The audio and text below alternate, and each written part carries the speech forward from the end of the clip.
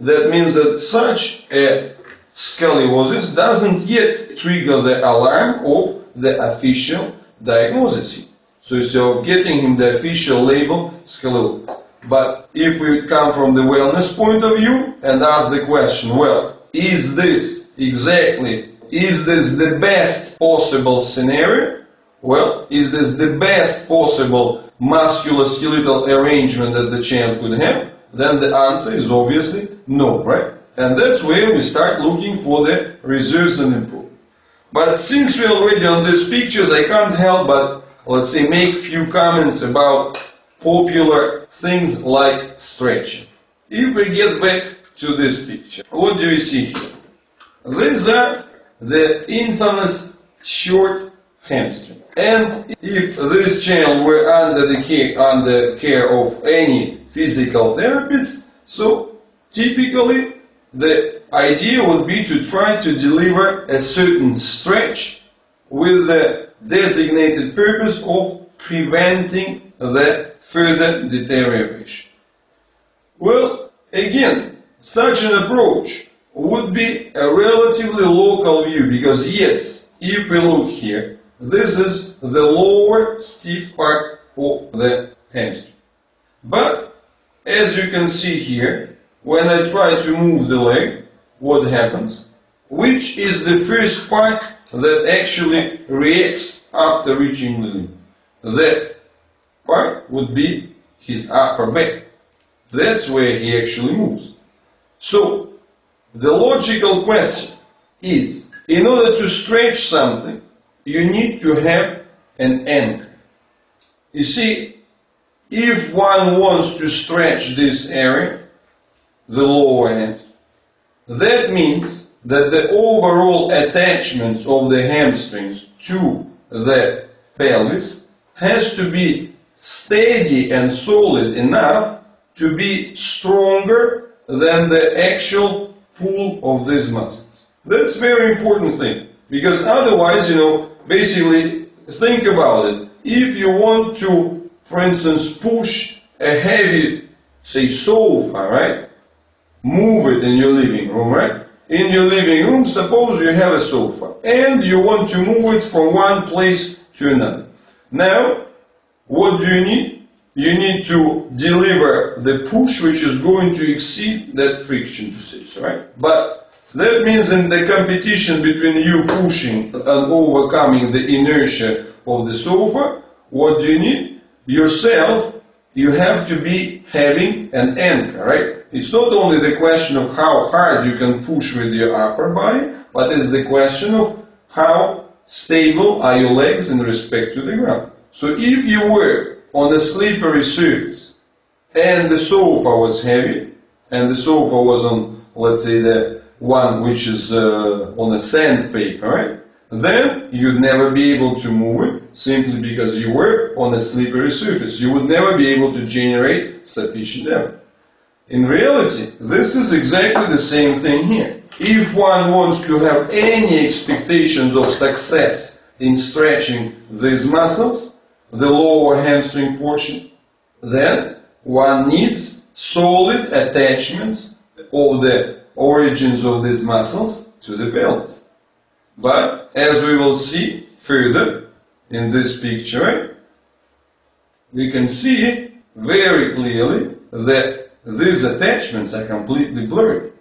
That the actual sitting bones and the trochanter where it's supposed to be attached to, they are so actually out of position, or let's say the pelvis is so underdeveloped that actually those connections, they are not strong enough. So therefore you can also see that the actual differentiation between the back of the leg and the bottom of the pelvis is extremely poor, and actually if you were to think about it, back of the leg, bottom of the pelvis, back of the pelvis, lumbar region.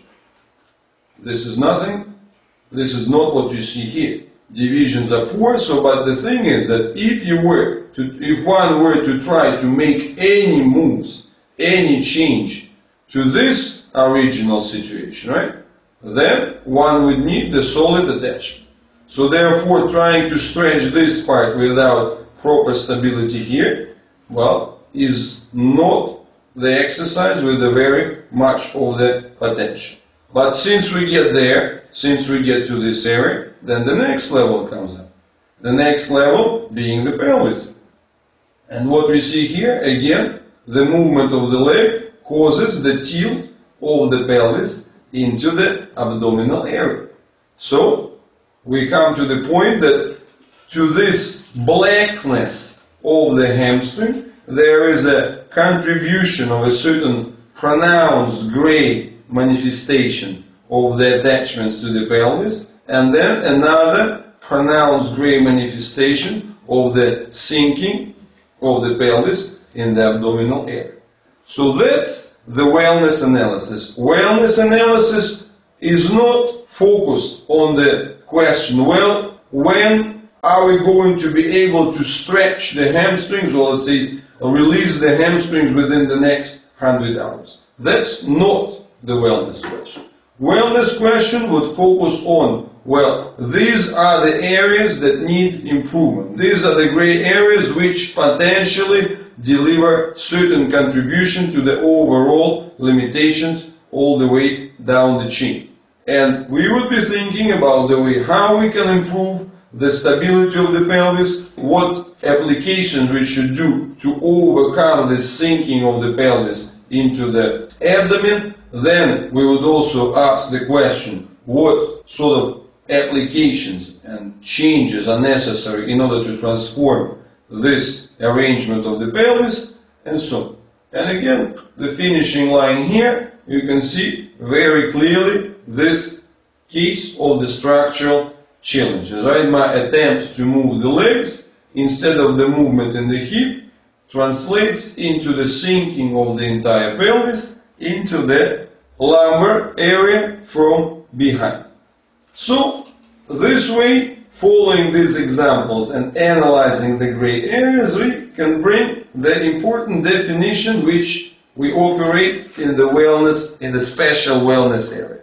That's the idea of the wrong place, wrong movement that for instance, the child with special needs have, right? Or let's say the brain injured child or the CP child to be precise, right? In fact, this definition is extended on anyone. So, wellness would look on the analysis of the musculoskeletal system from a very simple perspective. Ideally, we are supposed to have right place, right movement situation. That's the ideal scenario. Meaning, the leg is supposed to move in the hip joint, pelvis is supposed to be stable, connections of the pelvis with the lumbar spine and the sacrum, lumbar sacral junction are supposed to be stable. Pelvis is not supposed to sink into the abdominal compartment from behind, and so on and so forth. So those would be seen as the gray areas that present the potential opportunities for improvement.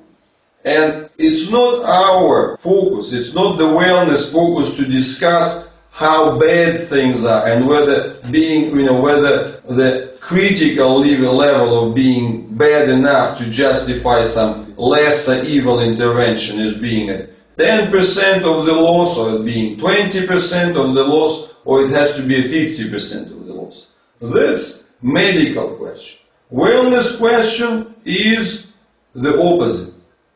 No matter, even if it's 90% of the potential best and if it's highly functioning, this still makes the room for improvement. Wellness is about improvement. So medicine dealing with sickness asks the question how bad things are, how we can stop them from getting worse, how we can eliminate that blackness, for how we can make them less bad, right? So that's the medical question. Less bad and prevent from getting worse. Wellness question, how we can make areas better even if they are not the worst.